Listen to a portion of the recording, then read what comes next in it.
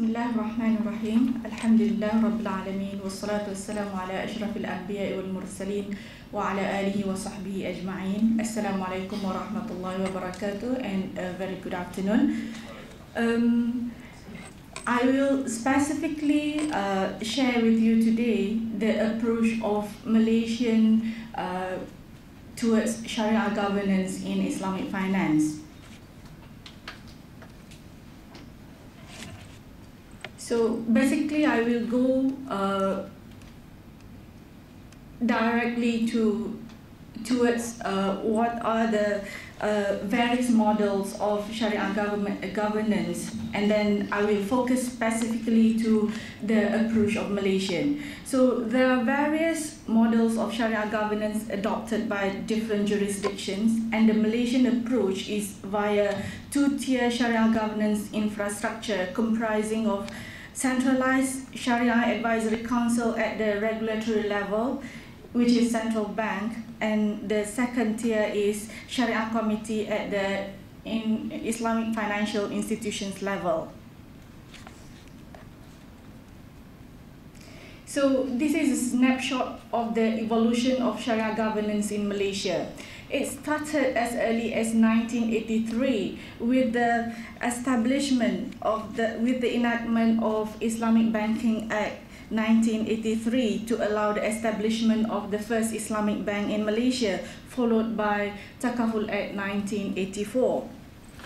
Then Bank and Islamic Financial Act was amended to allow the operation of Islamic windows in 1996, and followed by 1997, Shari'ah Advisory Council of a Central Bank was established, followed by guidelines of governance of Shari'ah Committee for Islamic Financial Institutions in 2004. Subsequently, in 2009, the new Central Bank of Malaysia Act was passed to enhance the role of Central Shari'ah Advisory Committee, or I will short form it as SAC. Finally, in 2010, the Central Bank of Malaysia issued a new SGF, or Shari'ah Governance Framework for Islamic Financial Institutions, superseding the one issued in 2004. Then we go to what are the guiding principles, or what are the guiding legislations and guidelines that govern the Shari'ah governance in Malaysia. Basically, there are two, which is Central Bank of Malaysia Act that I mentioned just now, and as well as Shari'ah Governance Framework for Islamic Financial Institutions that I mentioned.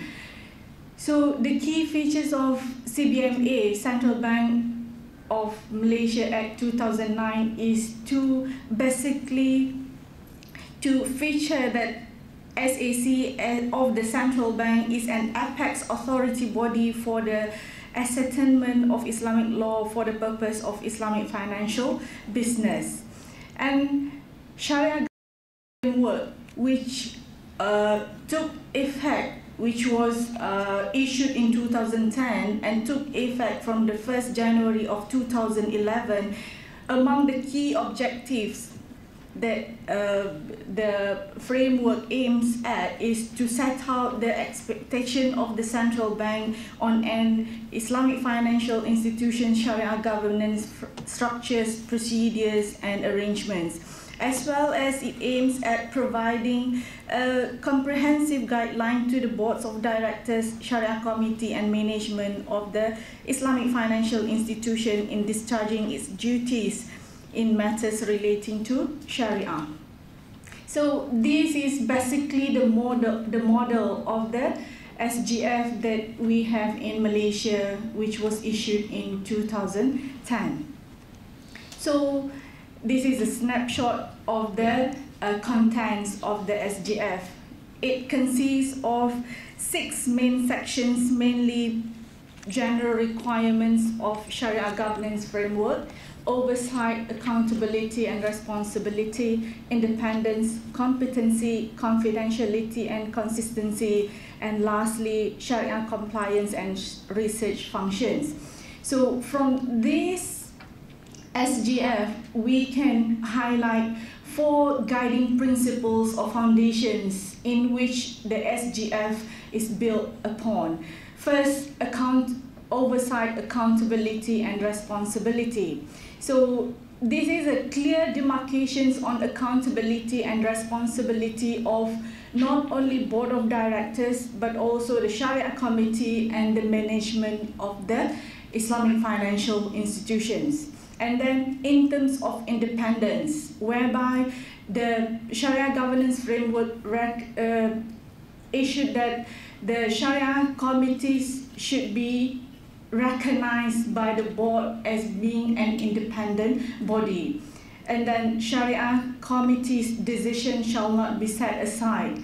It is necessary for the Sharia committee to assess all the necessary information in providing the resolution or in providing the fatwa. And then the third one is on the competency. The competency to provide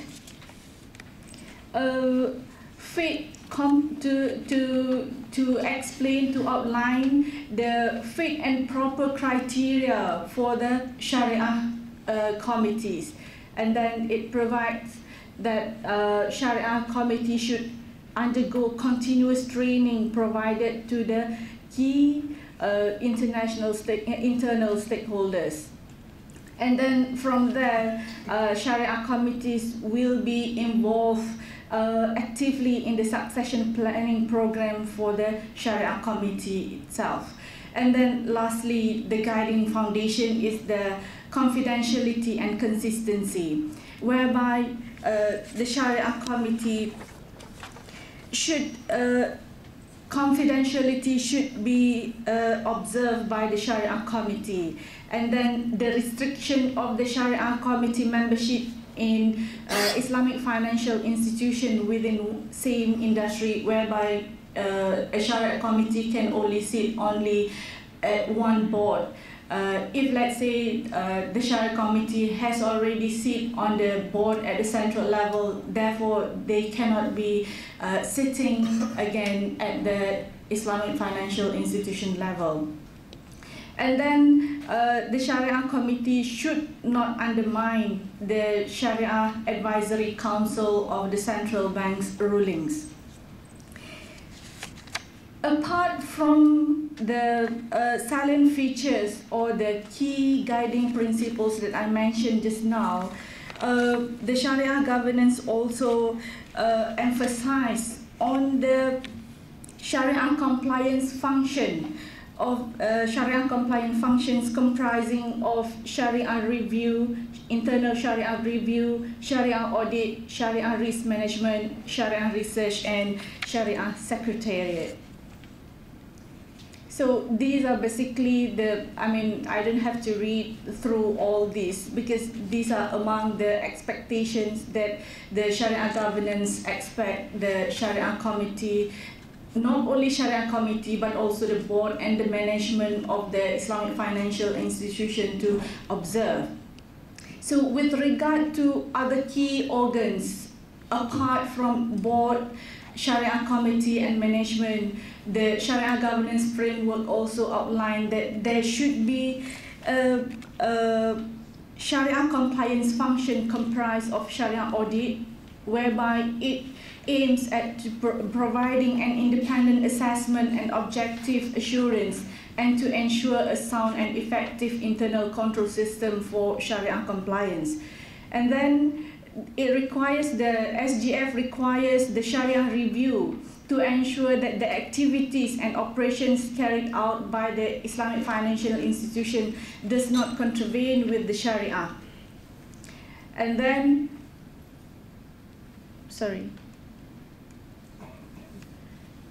We also, the SGF also has outlined the Shari'ah risk management and Shari'ah research and Shari'ah secretariat, basically with the objective of ensuring proper deliberation of Shari'ah related matters.